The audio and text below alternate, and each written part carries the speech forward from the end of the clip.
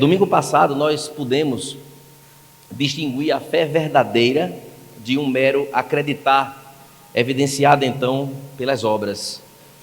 Observe então que domingo passado, quando nós iniciamos a série sobre fé, a fé que agrada a Deus, ela ocorre quando a verdade de Deus, ela domina áreas importantes da nossa vida. Quando a verdade de Deus, ela domina a nossa mente, o nosso coração e a nossa volição, que é as nossas vontades, ao ponto de nos levar então a sentir e agir conforme as Escrituras. Aí se reflete então a verdadeira fé, uma fé genuína. Quando nós dizemos com os nossos lábios que temos fé, mas não agimos desta forma, então o que pesa mais não são as nossas palavras, mas sim a nossa forma de agir. Então há muitas pessoas que dizem que têm fé, mas é apenas uma declaração vazia. A fé verdadeira e genuína, ela precisa ser declarada, mas ela precisa ser vivida acima de qualquer coisa. Observe ainda, irmãos, que quando a palavra de Deus diz que nós somos salvos pela graça por meio da fé, existem aqui duas coisas importantes que nós precisamos nesta noite trazer a este momento. Em primeiro ponto é que a salvação, ela é de Deus. A salvação é de Deus, não é minha. A salvação é Deus quem dá, Ele é o dono da salvação. Então a salvação é dirigida então a pecadores pela sua graça, a graça salvadora. Ou seja, é uma dádiva imerecida de Deus. Por isso que graça é o favor imerecido. Eu não mereço, mas Deus me deu a salvação pela sua graça.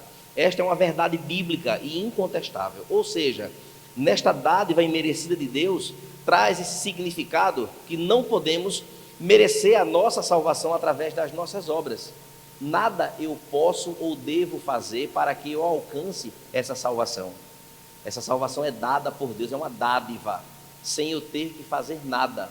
Deus simplesmente elege o seu povo e nos dota deste dom, desta graça bendita que é a salvação. Porque se fossem pelas obras, irmãos, muitas pessoas se gloriariam de fazer coisas boas e maravilhosas, e por isso então agora eles alcançam a salvação. Não é por aí. Observe ainda que a nossa salvação, ela traz como um arcabouço de verdade, não é?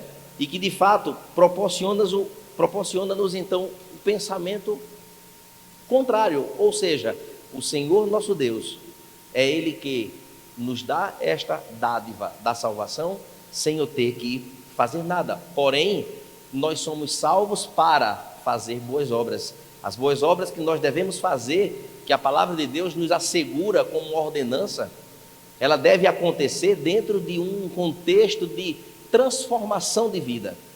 Então, as minhas obras, elas são reflexo de uma salvação que já me alcançou. Observe então, irmãos, que o segundo ponto é que nós somos salvos também por meio da fé. A fé, de fato, é este veículo, esse elemento que nos traz, de fato, esta condição. Sendo assim, nós precisamos saber qual é a origem da nossa fé, tá? Precisamos saber se nós nascemos com ela.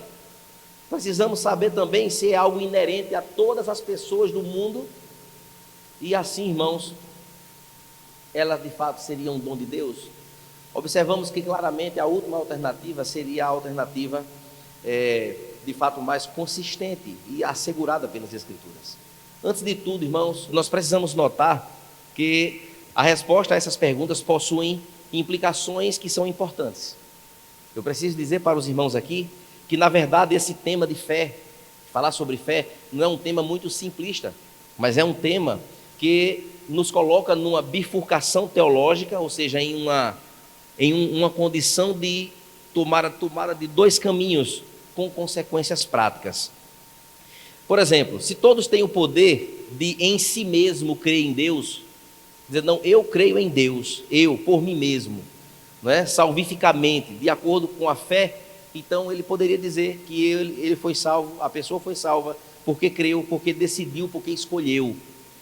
E essas são afirmativas muito pesadas e fortes em relação a uma coisa que é de Deus e só Ele é quem dá.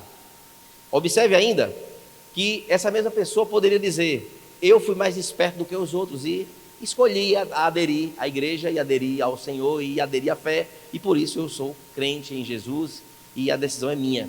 Esse pensamento também traz, irmãos, implicações sobre a forma de como nós compartilhamos o Evangelho. Se todos têm em si mesmo este poder de crer e ter fé por si mesmo, então a nossa estratégia evangelística, ela precisa deixar de ser a pregação do Evangelho e apelar agora por uma declaração daquele que está ouvindo a palavra, que ele diga que quer aceitar. Esta é uma verdade incontestável. E, meus irmãos, usualmente acaba sendo então uma pregação centrada no homem, centrada na pessoa. É uma apelação a uma declaração apenas dos lábios, quando de fato não houve uma regeneração da parte de Deus na vida daquele cidadão, daquela cidadã. Então eu preciso ter muito cuidado. Por que é que nós assim cremos de que se o Senhor, ele, pela sua vontade, ele salva pessoas? Se eu creio no que a palavra diz, de que o Espírito Santo de Deus é quem convence o homem do pecado dele, da justiça em que ele está envolvido e do juízo de pecador que ele está naquela condição, nós não podemos fazer nada. Eu apenas prego o Evangelho. O trabalho de converter o coração do homem, de justificar aquela vida, de regenerar aquele coração, não é uma tarefa minha como pregador, nem sua como evangelizador, como pregador, mas sim é uma ação de Deus. Na hora que eu digo eu creio, eu sou crente porque eu quero, eu que escolhi, eu que determinei, então eu estou desconsiderando o poder soberano que Deus tem, e isso é perigosíssimo. E eu estou aproveitando esta introdução, irmãos, já para situar-nos aqui de pontos importantes acerca da nossa fé. Nós que aqui estamos ouvindo esta palavra, aqueles que estão nos assistindo pela internet, precisa de fato parar um pouco e se analisar a si mesmo. Se de fato há substâncias de uma regeneração da parte de Deus na fé que nós dizemos ter.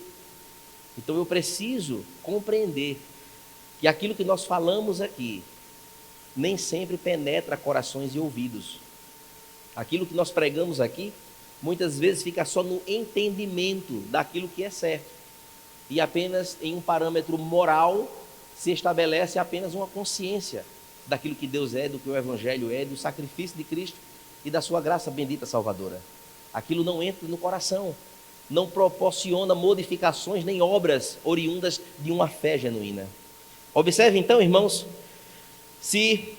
porém se depende exclusivamente de Deus esta salvação, não há como manipular o homem para que ele creia. Manipular alguém para que se converta é um erro. É dizer, dê uma chance para Jesus, o bichinho está precisando que você abra a portinha do seu coração. Isso é desastroso. Deus não precisa que você abra porta nenhuma. Deus, é soberano sobre todas as coisas. Ele não é uma mercadoria que está exposta na prateleira de uma igreja e que você vai lá e escolhe se você quer ou não. Não foi assim com os personagens bíblicos todinhos. E eu preciso, irmãos, ter esta convicção. Não posso sair daqui hoje sem ter isto muito clarificado na minha mente, na sua mente também. Observe ainda que quando assim nós evangelizamos, apresentando Cristo, apresentando a nossa condição de pecador, de arruinado espiritualmente, e Deus é quem nos dá vida, porque nós estávamos mortos em nossos delitos e pecados, se eu entendo assim, então a nossa evangelização e a nossa pregação, ela deixa de ser centrada no homem para ser centrada no Deus soberano sobre todas as coisas, o Deus Salvador. E esta é a nossa convicção. É isso que deve nos impulsionar a cada vez mais ser gratos a Ele e ter cuidado para tudo aquilo que nós fazemos, ser de fato centrados na pessoa dele, do nosso Senhor, e não na pessoa de algum personagem terreno. A fé, irmãos, de fato é como um vento às vezes, né? Nós podemos aqui fazer uma analogia. A fé é como um vento, ou seja, nós não conseguimos vê-la, palpá-la, mas nós podemos ver o resultado da fé. E o autor de um hino antigo, ele acertou em cheio quando ele escreveu as seguintes 3 estrofes. Ele diz: não sei por que de Deus o amor a mim se revelou, por que razão o Senhor para si me resgatou. Não entendo como o Espírito convence-nos do mal, revela Cristo, verbo seu, consolador real. Mas eu sei em quem tenho crido, e estou bem certo que é poderoso para guardar o meu tesouro até o dia final. Esse, irmãos, é o panorama da fé e suas implicações práticas no tocante a elas e às suas obras resultantes da sua própria consistência espiritual. Portanto, a adoração cristã reflete a essência da Bíblia sobre as obras de cada um de nós em direção à deidade de Deus.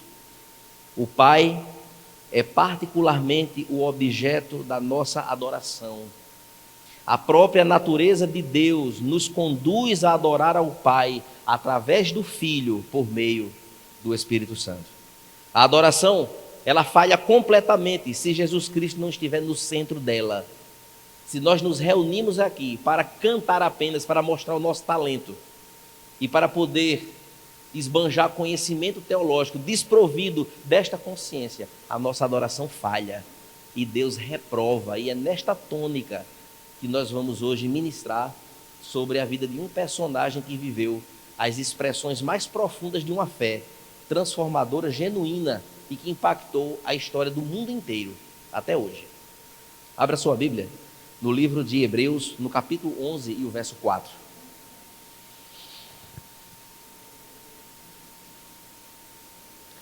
Hebreus, capítulo 11, apenas o verso 4. Diz assim a palavra de Deus: pela fé, Abel ofereceu a Deus mais excelente sacrifício do que Caim, pelo qual obteve testemunho de ser justo, tendo a aprovação de Deus quanto às suas ofertas.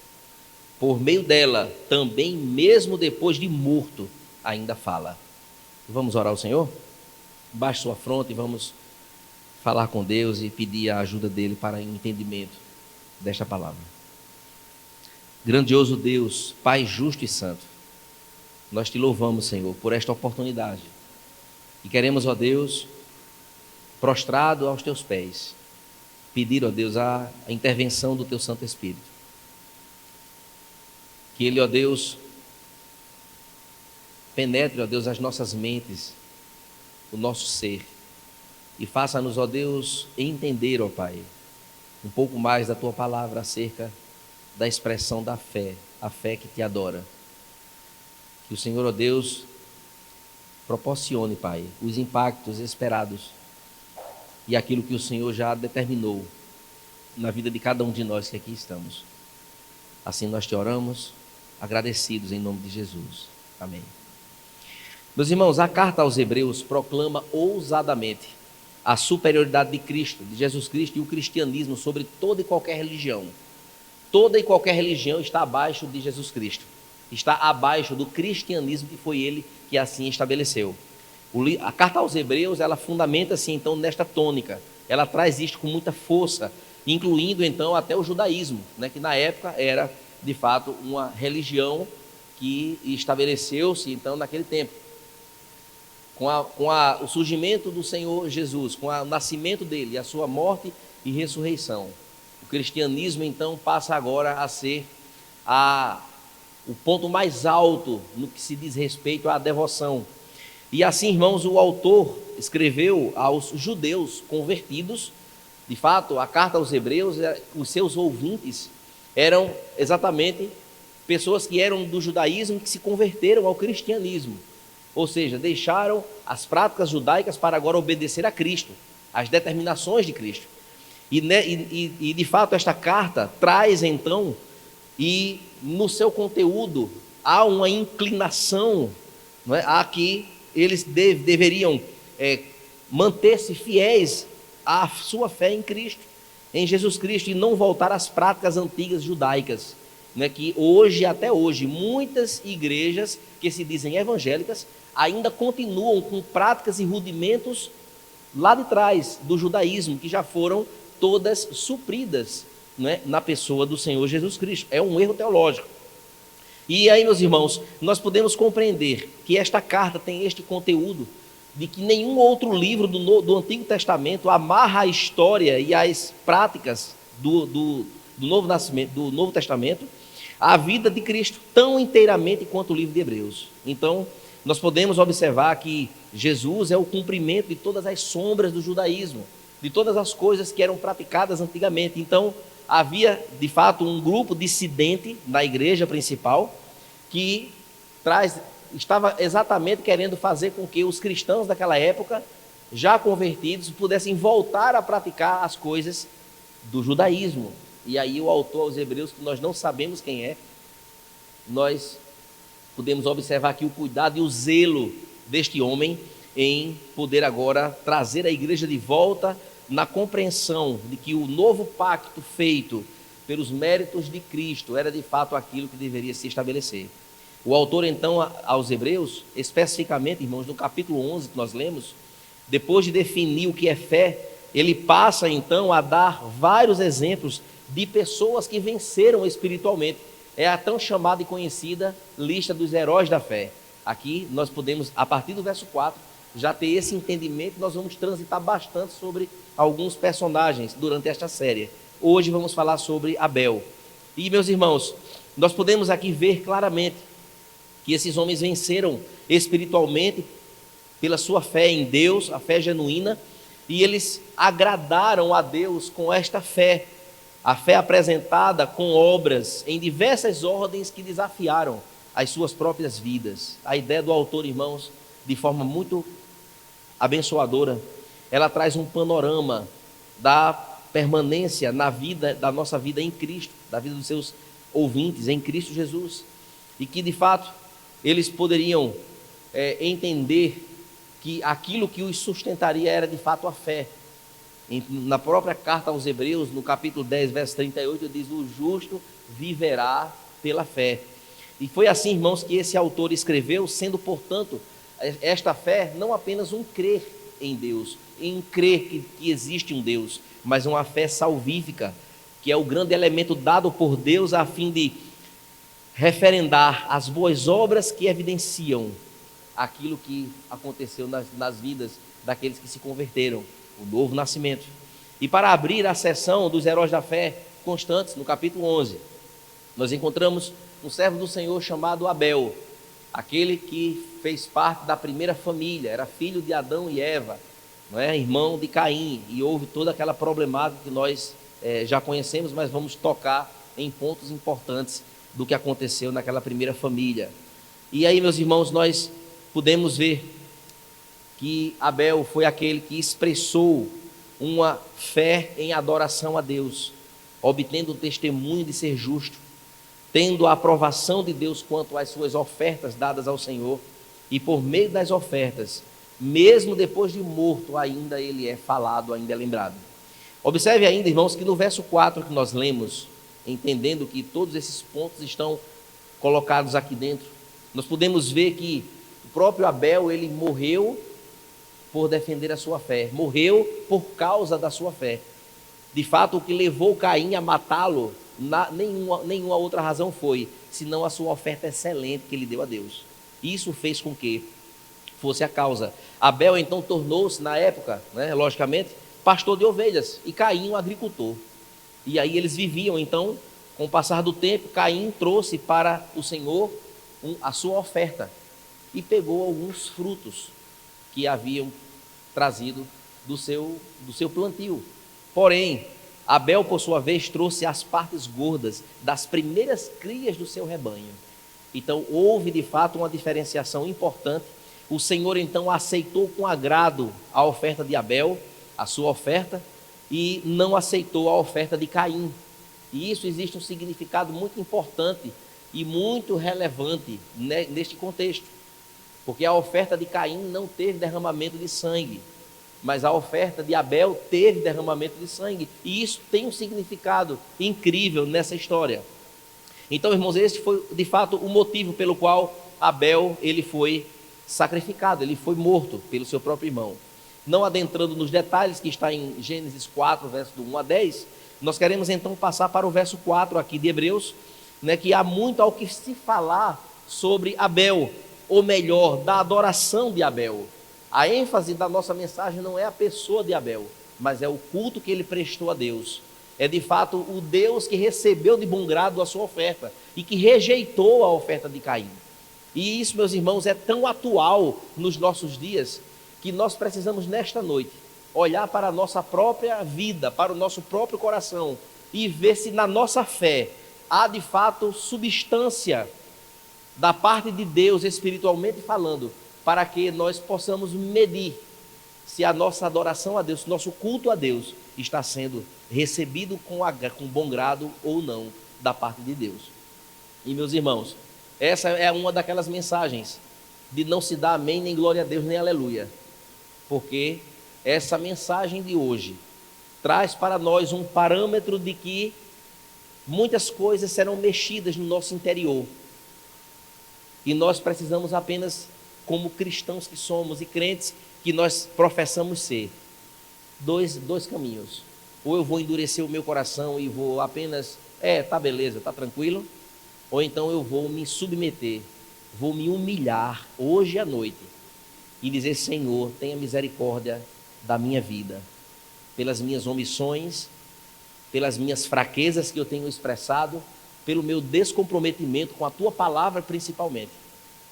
E é esse os dois caminhos que nós temos, não tem outro. Não há muro para ficar em cima, ou eu sou ou eu não sou, ou a minha fé agrada a Deus com os frutos que ela proporciona, ou então eu estou muito aquém e preciso pedir a Deus misericórdia, que Ele me converta. E esse, irmão, essa, irmãos, é a tônica da nossa mensagem, através da pessoa de Abel, que viveu esses parâmetros da fé. Observe, queridos, que a fé que Abel tinha em Deus era uma fé salvífica, uma fé disposta a adorar a Deus como ele queria que fosse adorado, mas também era uma fé disposta a sofrer aquilo que viesse de encontro à vida dele. Por fim, a sua vida até hoje fala por meio de seu testemunho. Entendendo assim, irmãos, a fé salvífica de Abel, as suas obras, o seu culto a Deus, evidenciava de fato esta fé salvífica. Abel, certamente, ele tinha clareza quanto à pessoa de Deus. Abel e Caim também, eles sabiam. Nós podemos observar que eles tinham uma crença em Deus, porém, nós precisamos entender também que crer em Deus não é muita coisa. Não é muita coisa, pode significar alguma coisinha, mas não é muita coisa não. Porque Satanás, ele também crê em Deus. Está lá em Tiago, no capítulo 2 e o verso 19. Declarar que crê em Deus, se a gente for fazer uma pesquisa aqui na rua, pode andar em João Pessoa, no Brasil inteiro, muita gente, a maioria esmagadora, vai dizer: não, eu acredito em Deus, eu creio nele. Agora, viver como ele quer que a gente viva, aí é outra história, não é? Então, irmãos, observe que Abel tinha uma fé diferenciada de Caim, muito além do que apenas acreditar, muito além do que apenas crer que Deus existe, e etc, e etc, e etc. Ele tinha, irmãos, uma fé que ele entendia que era uma fé salvadora pelos seus frutos, era uma fé com substância, com conteúdo, porém, não por causa da sua própria justiça, mas por causa da justiça de Deus. Abel, portanto, com Caim, irmãos, que eu queria abrir um parêntese aqui, não pensemos nós que aqueles dois homens, eles eram da seguinte forma: Abel era um santo e Caim era aquela pessoa desobediente, a ovelha negra da família. Não, vamos estabelecer aqui aquilo que a palavra de Deus diz. Os dois eram pecadores, todos dois. Observe que a queda do homem que envolveu os pais de Caim e Abel tinha acontecido já antes. E a palavra de Deus diz, muito mais na frente, lá em Romanos 3:23, que todos pecaram e destituídos estão da glória de Deus. Todos nós pecamos. Então isso não está incluso todos os homens, inclusive os pais de Adão, de Caim e Abel. Observe também que o pecado entrou na raça humana pela queda do pai deles, conforme está lá em Romanos 5, verso 12. Trazendo então esse parâmetro, irmãos, nós entendemos que os irmãos, eles aprenderam de seus pais tudo sobre Deus. Eles sabiam que todas as vezes que eles pecassem, eles deveriam comparecer diante de Deus, levando um animal perfeito para ser sacrificado.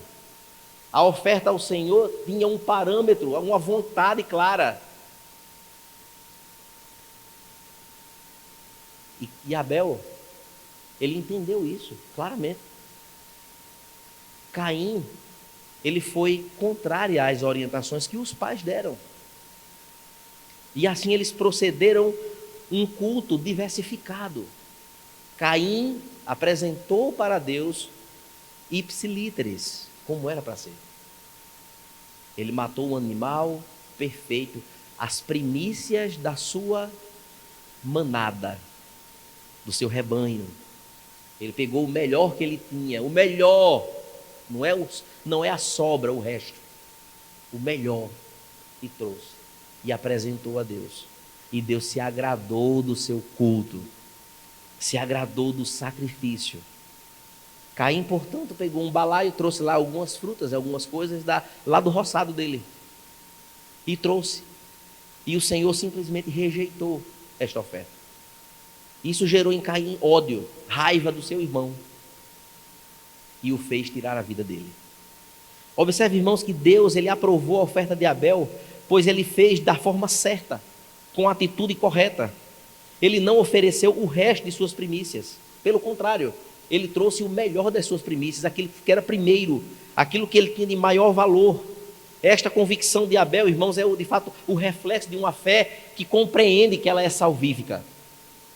E assim, meus irmãos, eu queria fazer um paralelo, eu não posso deixar essa aplicação para o final.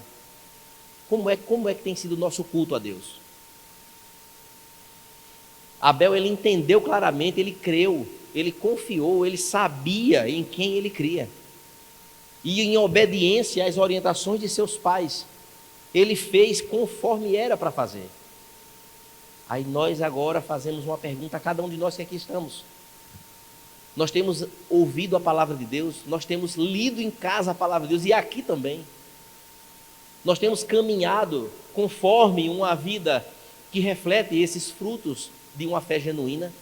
E a pergunta que não quer calar: em quem nós nos enquadramos aqui? Nos enquadramos na fé de Abel ou na fé de Caim?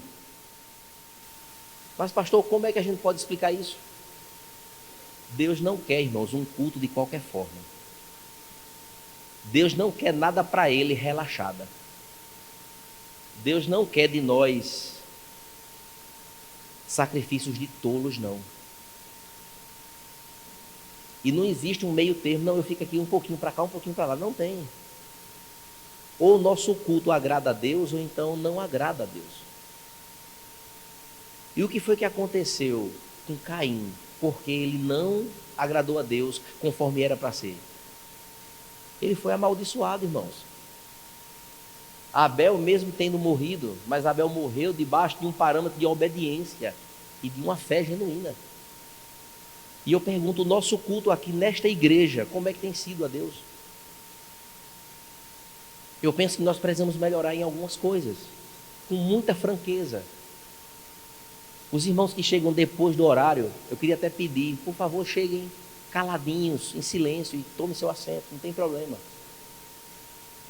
Mas quando o culto começa, se a gente não tiver cuidado, a gente transforma um ambiente numa feira. Se a gente chega num lugar, num ambiente como esse, depois que o dirigente, o presbítero Inácio, sai da igreja, até o vento é para parar. Porque agora começou a adoração a Deus. Não é a minha pessoa, não. Não é o irmão ao departamento A, B ou C. Não. É a Deus. E parece que a gente não leva isso muito a sério. E Deus fica só observando. Ora, que dura serviço é essa? Que se ensina e não acontece, não muda nada. Como é que nós saímos de casa com o nosso coração para adorar a Deus? Coração pesado? Chegue mais cedo para a gente orar, irmãos. De 5h30 tem oração. Já para a gente chegar aqui e se derramar. Senhor, eu quero estar pronto para te adorar. Eu quero vir para o ambiente do ajuntamento dos santos com o coração quebrantado. Eu quero sair de casa, Senhor, preparado para te servir, para te adorar. Eu preciso sair de casa alegre. O Salmo 100, verso 2 diz isso com muita franqueza. Servir ao Senhor com alegria. Não é com rancor, não é com bronca, não é com confusão. Não. É estar completo. entendendo que esse momento é um momento, irmãos, valioso na nossa vida. O povo bíblico antigamente, quando dizia assim, nós vamos nos reunir para adorar o Senhor, a reverência era 1000%. 1000%. Não era feito uma feira, não. Não era desprovido de comprometimento, não. Era com muito zelo, com muito cuidado, porque Deus, Ele exige que o nosso culto a Ele não seja de qualquer forma. O corpo tem que estar ajustado. A adoração a Deus é algo que acontece conosco e deve acontecer. Nós estamos envolvidos com a adoração a Deus. Ela precisa acontecer de uma forma a que o Senhor se agrade. Não que nós agrademos pessoas, não. Precisa agradar a Deus. E essa, irmãos, é uma verdade incontestável. Aqui está como é que Deus queria o culto a Ele. A oferta a Ele era para ser assim. É para dar o melhor para Ele. E nós temos dado o nosso melhor? Será que nós temos dado a Deus o nosso melhor de verdade? Porque a adoração a Deus, irmãos, não acaba quando termina o culto aqui não, com a bênção apostólica não. A adoração a Deus, ela continua durante essa semana inteira. E aí emenda no outro domingo para a gente celebrar de novo. E assim vai a vida inteira. Enquanto nós funcionar e tivermos vida, o verdadeiro adorador que adora a Deus em espírito e em verdade, ele vai viver nesse estilo de vida, preocupado em agradar àquele que nos salvou. É esse entendimento, irmãos, que nós precisamos ter. A fé, ela tem que ser mais do que apenas acreditar. A fé tem que ser nessa envergadura. A fé não é, irmãos, brincadeira. Não é faz de conta. A fé, ela tem esse peso de graça sobre nós. E Abel, irmãos, ele de fato ele apresenta este culto a Deus. Aqui encontramos uma fé salvífica. Ele entende, ele ouviu, ele entendeu, ele creu e obedeceu. Caim foi diferente. Caim ouviu e entendeu as orientações. E depois resolveu fazer do seu próprio jeito. Deus não quer que a gente faça as coisas para Ele do nosso próprio jeito. A palavra dele nos ensina como é que nós devemos fazer. E assim, meus irmãos, nós podemos observar que quem ignora a palavra de Deus é um sinal claro de uma pessoa que não é salva. Ver a palavra, ouvir a palavra, entender a palavra, não crer na palavra, não obedece à palavra. Algum problema tem. Não houve regeneração nesse coração. Deus não trabalha, irmãos, com dureza de coração. A palavra de Deus diz que eu sou o bom pastor. Eu dou a vida pelas minhas ovelhas. As minhas ovelhas, elas escutam a minha voz. E nós temos isso aqui em casa. Aqui é a voz de Deus aqui para mim e para você. Então, ler, entender, aprender, saber falar para outro, e isso não reverberar em mim, alguma coisa errada tem. Ou seja, é bonito, serve para os outros, mas para mim não, porque eu é do meu jeito. Então, infelizmente, meu irmão, é um teste claríssimo de que nós não estamos alinhados com esta perspectiva. De fato, não houve novo nascimento. E assim, irmãos, é uma conclusão que nós temos de forma incontestável, porque foi assim que aconteceu, tanto com Abel como com Caim, o paralelo dos dois. Mas Abel, irmãos, tinha uma fé disposta a adorar. Aqui é muito lindo, irmãos. Quando nós paramos para analisar este ponto deste verso 4, da disposição que Abel tinha, aquela ansiedade boa, né? De não ver a hora de chegar o momento de apresentar ao Senhor, não é? Aquilo que ele preparou para o Senhor. Nós podemos ver aqui firmeza em sua fé. E quando o autor aos Hebreus ele pensa em dar o primeiro exemplo de uma fé que agrada a Deus, ele começa então a falar sobre a adoração a fé daquela pessoa que estava disposta a adorar o Senhor, acima de qualquer circunstância. Ele não mediu esforços para adorar o Senhor. Ele estava querendo era agradar a Ele. Ele queria obedecer e receber de Deus aquele olhar de aprovação. Ele queria de fato, irmãos, receber isso, e isso ele recebeu, a aprovação de Deus. Observe, irmãos, que a gente pode de forma muito clara entender que Abel ele tinha preocupação com os detalhes daquilo que era para fazer para Deus. Os detalhes. Deus se apega a detalhes, irmãos, da nossa adoração. Não adianta chegar aqui com um sorriso aqui, o coração lá atrás. Não adianta, ele está vendo. Não adianta, irmãos, a gente saber tanta teologia e isso não reverberar nas nossas ações. Deus sabe, Ele está vendo.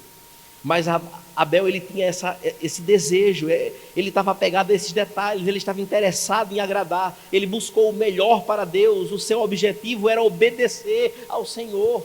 Foi isso que ele aprendeu dos seus pais.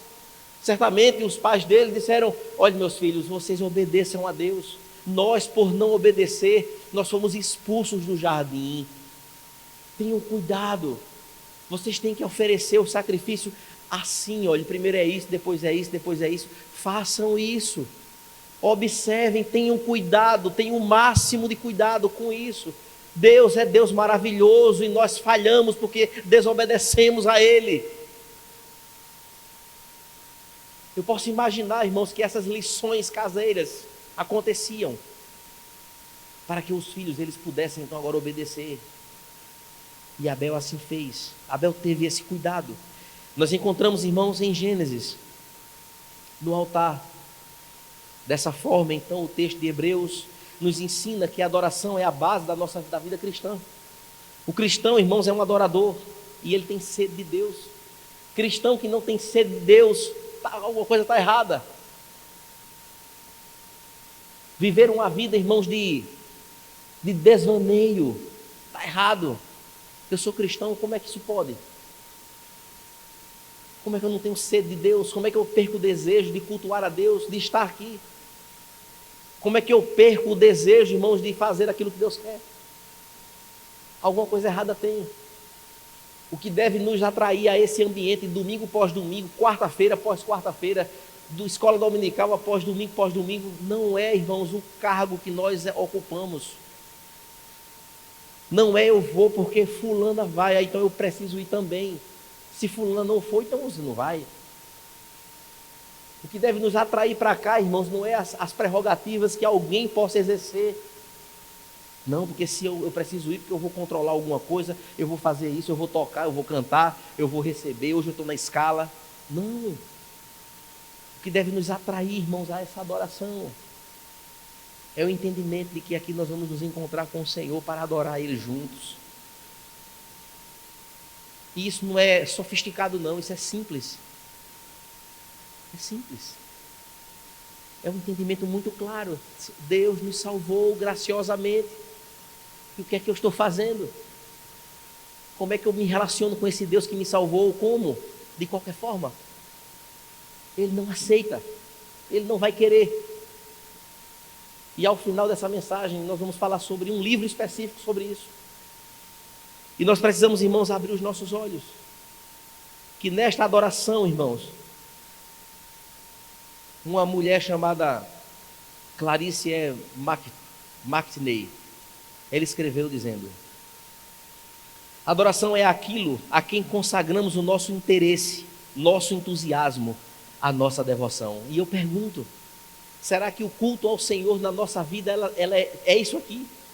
A adoração é isso aqui, é o fascínio, é o interesse por isso aqui. É de fato onde nós consagramos o nosso interesse, é o culto a Deus. Eu tenho interesse de cultuar a Deus independente de qualquer coisa? Sim ou não, a resposta é essa. Aliás, essa é a pergunta que eu devo responder a mim mesmo. O que nos fascina na adoração a Deus é de fato esse interesse de agradar a Deus? Existe entusiasmo na nossa adoração, irmãos? Na nossa vida? Será que existe devoção nesta fé que nos leva a adorar? Ou os fascínios da terra são mais fortes do que a nossa fé? Nada, irmãos. Quando nós entendermos e estivermos fascinados pelas grandezas de Deus, nada mais nesta terra nos fascinará. E há muitas pessoas fascinadas, irmãos, que estão nas igrejas, no modo geral, no mundo inteiro. Pessoas que estão lá, mas que o fascínio delas é o dinheiro que elas têm. Estão lá, mas o fascínio é a esposa linda e maravilhosa que ele tem. Estão lá, mas é o marido afortunado e bacana e gente fina que tem. Tem muita gente que está na igreja, mas o fascínio é pelo sexo. O fascínio é pelo cargo.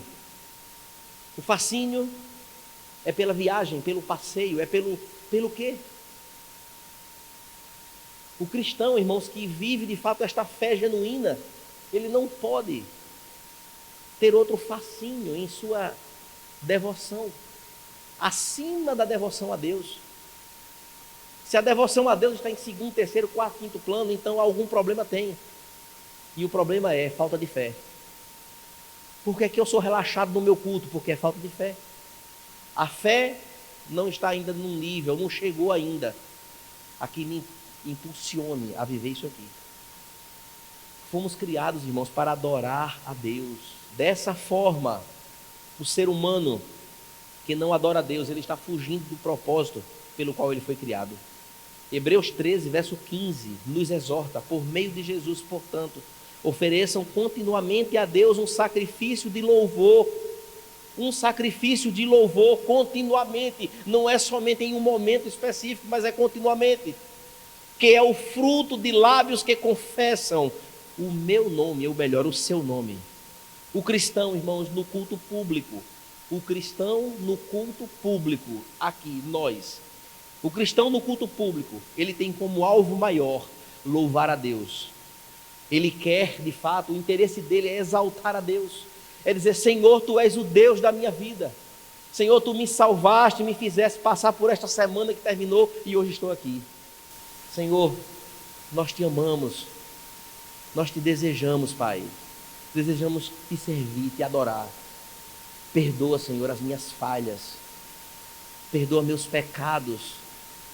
Senhor, ó Deus, misericórdia, Senhor, sobre mim.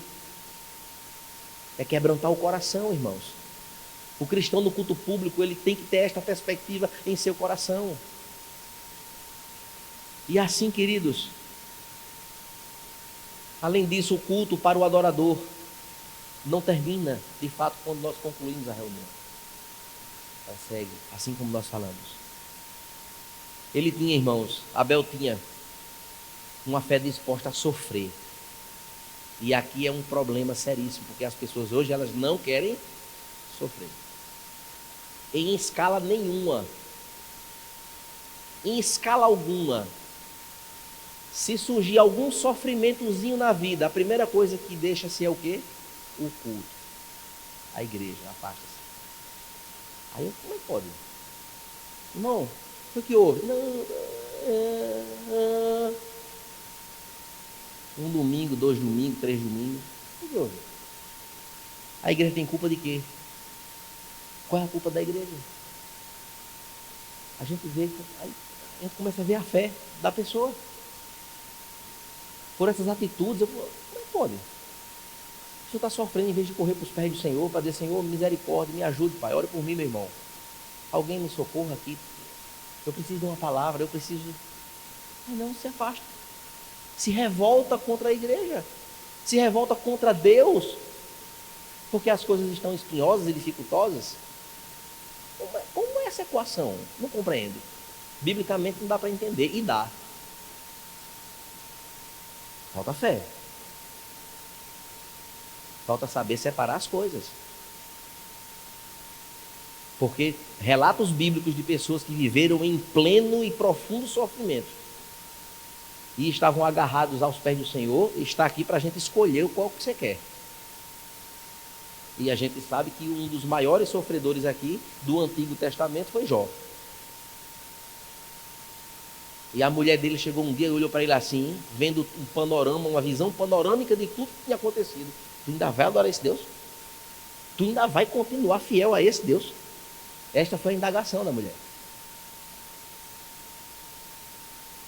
E ele claramente friamente, consistentemente disse para ela, como qualquer uma louca fala tu.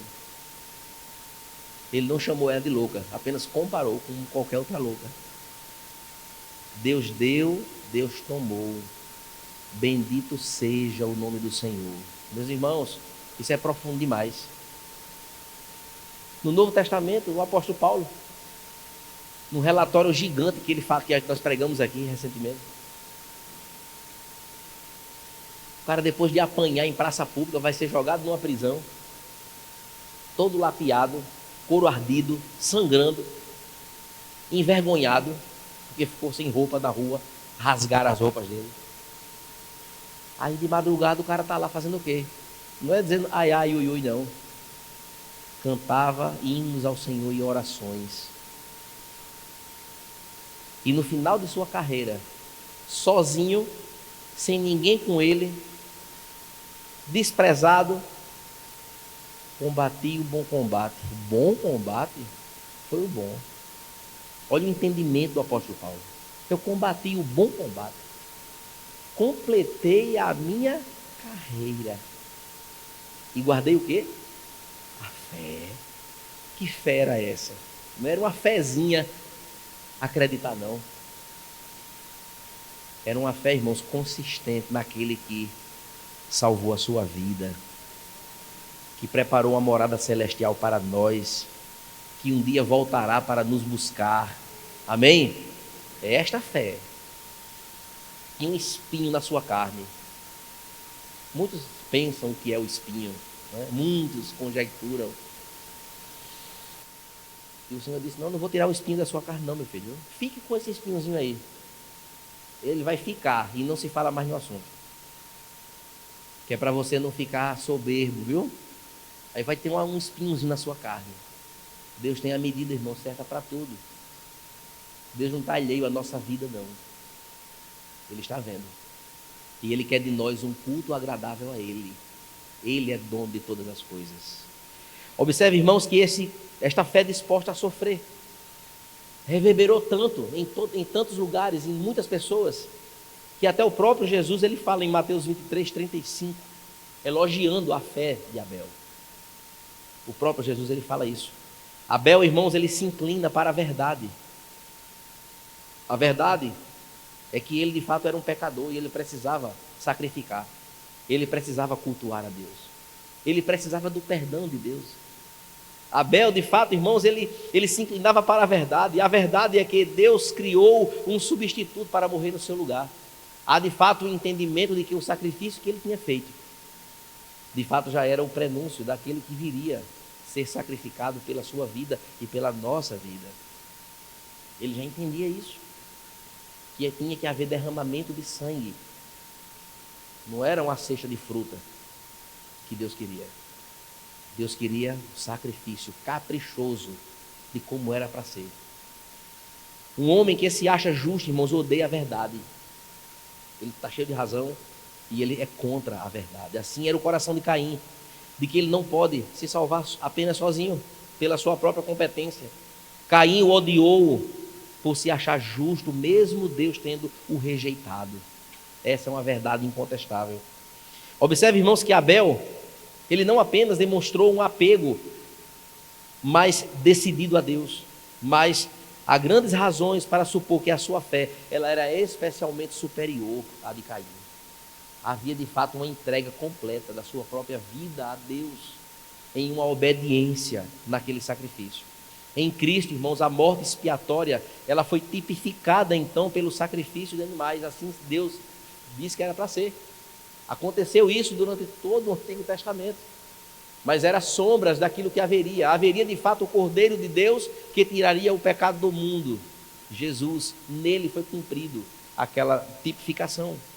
Abel, irmãos, ainda nos fala sobre o fato de que a medida de uma vida não é necessariamente seu impacto durante a vida aqui terrena. Não, mas ao longo da sua história. É ao longo da nossa vida, não é um momento, é a vida inteira. Não é um momento, é o todo. Observe, irmãos, que a vida de Abel ela foi perdida. Foi tirada pela morte do irmão. Ele morreu jovem. Observe que Abel, ele não realizou nada em relação à família, casamento, ter tudo. Não, morreu cedo.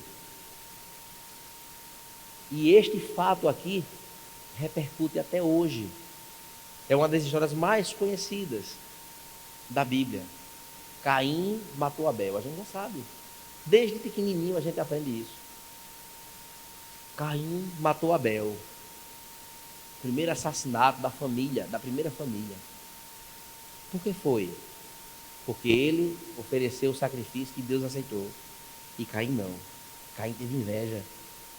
E assim aconteceu. É uma história muito conhecida, irmãos. Isso reverbera em todos os momentos da nossa vida. A gente sabe dessa história. Não, mas incontestáveis gerações, irmãos, olham para a sua fé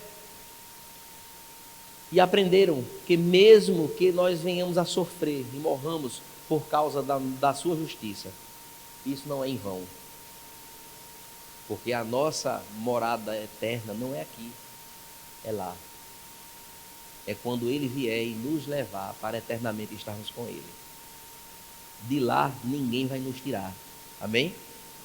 Finalmente, irmãos, a fé de Abel era uma fé viva e fala até hoje. O texto bíblico, irmãos, que nós lemos no verso 4, sobre a vida de Abel, embora ele seja morto, ainda a sua fé é falada.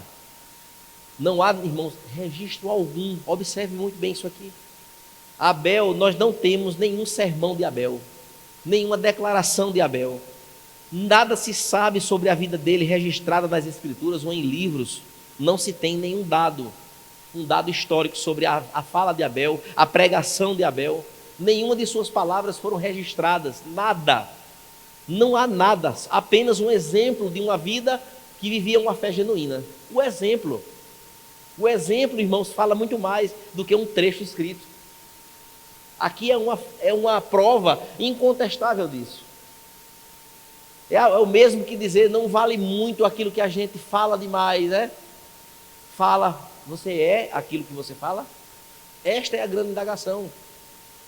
É eu dizer, eu tenho fé, agora olhe para os meus frutos aí. Não é se gabando, não. É dizendo assim, confira. Todos nós precisamos fazer esse testemunho, irmãos, acontecer. É nós dizemos, eu tenho fé em Deus, fé salvadora, salvífica. Beleza, cadê os frutos? A palavra de Deus diz que a gente deve fazer esse exercício. A boa árvore vai dar frutos bons. Está escrito. Precisamos fazer, irmãos, essa autoanálise em nós mesmos. E qual o legado que nós vamos deixar para essa geração? Qual é? Abel deixou um grande legado, um legado espiritual de quem vive uma vida que agrada a Deus em todos os aspectos.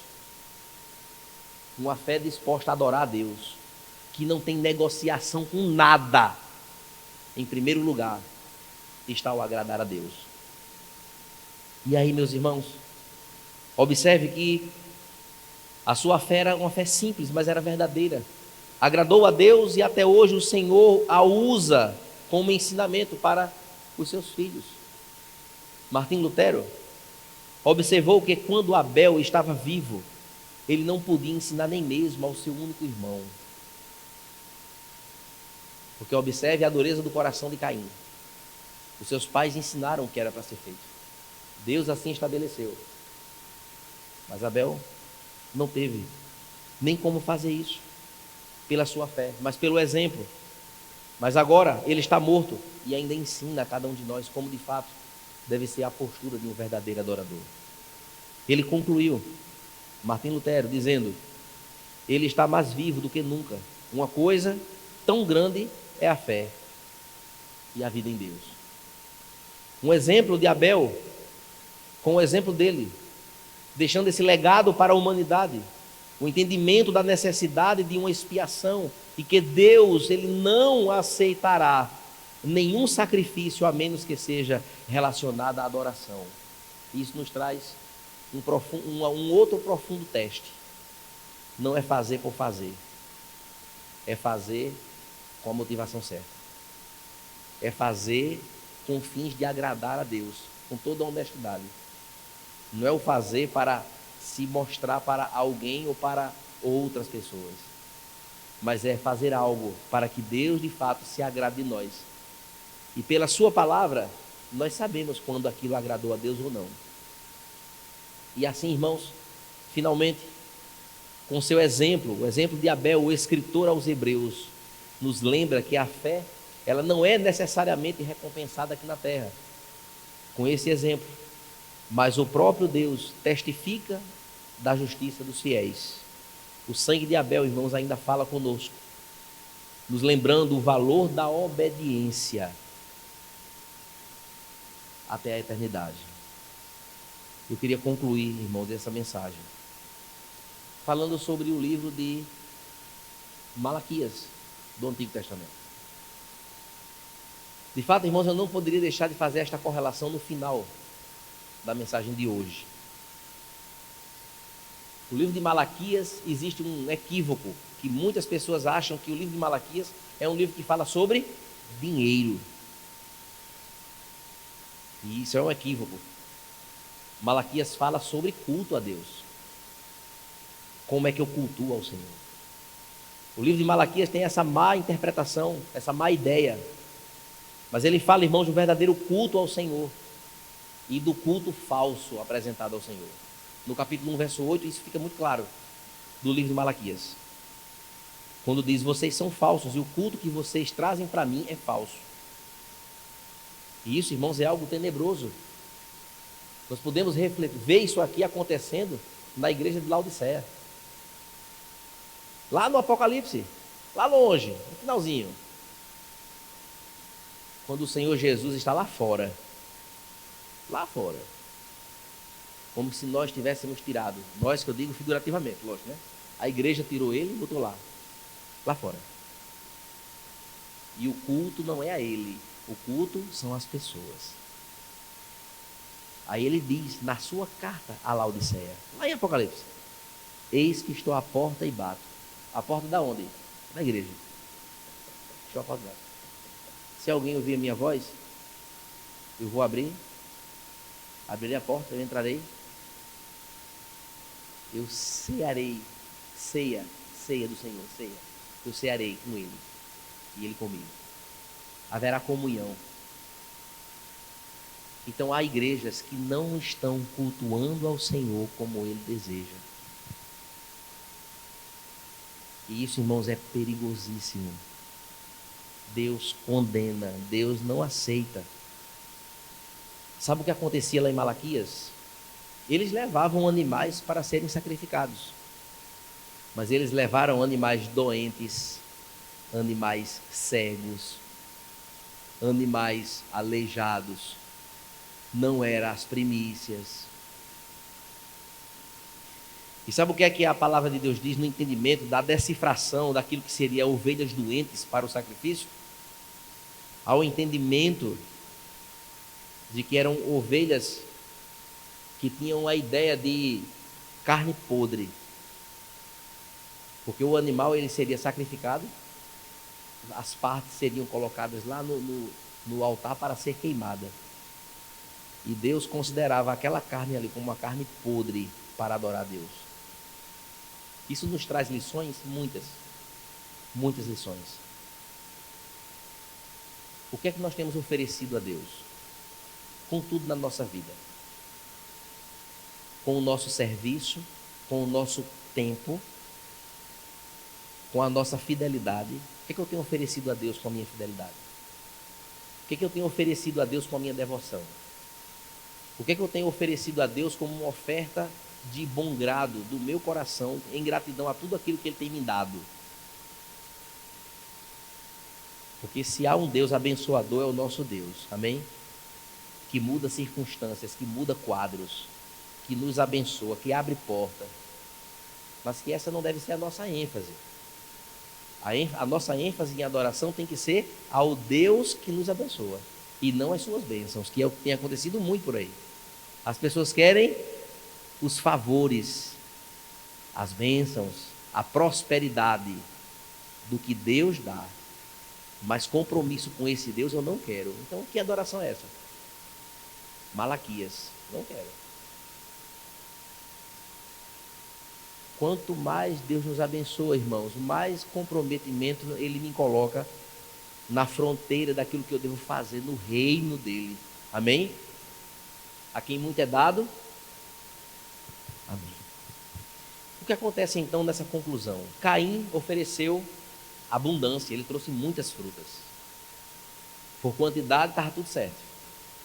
Abel deu o melhor que ele tinha. Não é a quantidade, é o melhor. Muitos hoje dão sobras a Deus. Sobras. O que sobra? Não, sobrou aqui. Hoje eu estou sem fazer nada, eu vou cultuar a Deus. Não é assim que funciona. Tem o que hoje fazer aí, mulher? Tem agenda hoje aí? Tem não. Eu vou para o culto hoje. Não é assim que Deus quer. Deus não quer o resto. Ele quer que eu priorize. E diga assim, tem o que hoje aí? Reunião de alguma coisa. Pode cancelar, eu tenho um compromisso com meu Deus. Aí Deus vai olhar para você e vai dizer como? Estou me agradando da sua fé. Entende? É assim mesmo, tem que ser. Isso é um atestado de fé nele. Tem cristão até que arranja uma desculpa e usa uma palavra assim: eu não vou para o culto, pastor, porque eu tenho um compromisso. Compromisso, ele inventou uma coisa. Ou ele tem até vergonha de dizer o que é. Mas não tem vergonha de dizer a mim não. Porque Deus sabe. Deus sabe a adoração que nós prestamos a Ele. Às vezes um compromisso, sabe o que é? Dar uma voltinha. Pronto. Não é nada urgente, nada necessário, nada de muita relevância. Não é. Pronto. Não, eu tenho um compromisso. Pronto. É subjetivo demais. Mas não justifique para mim não. Diga para Deus: Senhor, hoje eu não vou. Eu vou furar contigo, papai. Porque hoje eu tenho um negócio que eu inventei aí e tal. Pronto. Ou seja, o Senhor não é muito importante para mim não. O importante para mim é aquilo como eu quero fazer. É do meu jeito. É do jeito Caim. Modelo Caim 2.0. Tá certo? E assim, meus irmãos, a humanidade anda. E assim muitos andam. Muitos cristãos vivem nesse modelo. Pronto. Quando é lá na frente, a casa cai. Aí diz assim, onde foi que eu errei? Errou numa trajetória inteira. Porque Deus, quando disser assim, chega, basta, eu não aceito mais. Pronto. Aí vai se amargar muitas consequências. E ai de quem chegar perto para ajudar. Quando Deus está tratando com alguém, quem chegar perto se queima. Viu? Deixa lá. Deixa a coisa acontecer. É trabalhar de Deus. Deus é quem sabe a medida certa. Caim, meus irmãos, ofereceu apenas as suas próprias obras, da forma como ele achava que deveria ser. Abel ofereceu um sacrifício substitutivo, com sentido, entendimento de que aquilo ali era a vontade dele pelo perdão dos seus pecados. Ele reconhece. Tem que haver derramamento de sangue. Sem derramamento de sangue não há remissão de pecados. Abel entendia isso de uma forma muito clara. Muitos hoje tentam substituir obras pelo sacrifício de Cristo. Não adianta. Não adianta. Os méritos de Cristo é quem de fato prevalece na nossa fé. Caim, ele ofereceu um espírito errado, uma motivação errada. Ele achou que estava abafando isso. Bola fora. Em vez de examinar a si mesmo, quanto ao seu pecado, quando foi rejeitado, ele foi com raiva de Deus. Lembra da resposta? Caim, cadê seu irmão Abel? Ele foi arrogante com Deus. Ele disse, por acaso eu sou o guardião do meu irmão? Deu logo uma resposta assim, tramontina com o papai do céu. Tchim. Ele ficou chateado, porque foi rejeitada a oferta dele. Abel, irmãos, ofereceu com fé. Ele cultuou a Deus com fé. Mas enquanto a nossa fé tem agradado a Deus na nossa adoração? Eu queria chamar o louvor para vir para cá que a gente vai cantar. Enquanto eu concluo aqui. Pedimos a Deus, irmãos, portanto, para concluir, que nos ponha diante de sua presença, rendidos aos pés do Senhor. Não de forma sofisticada, de forma simples demais. Precisamos estar na presença do Senhor. Que o seu amor, irmãos, irresistível, e quando Ele nos toca, não há como não nos rendermos a Ele, seja uma verdade, uma realidade na nossa vida. Que a nossa vida, irmão, seja tocada por esse amor incrível. Que nós, ao terminarmos aqui hoje, sairmos por esta porta, levemos no nosso coração o toque desta palavra, que faça cada um de nós refletir se o nosso culto e a nossa adoração está chegando no altar do Senhor, lá no trono da graça, ou se está ficando somente nesse teto aqui. Eu preciso, irmãos, que o seu amor, precisamos que o seu amor esteja visitando o coração daqueles que estão incomodados com os seus pecados. Eu estou incomodado com os meus.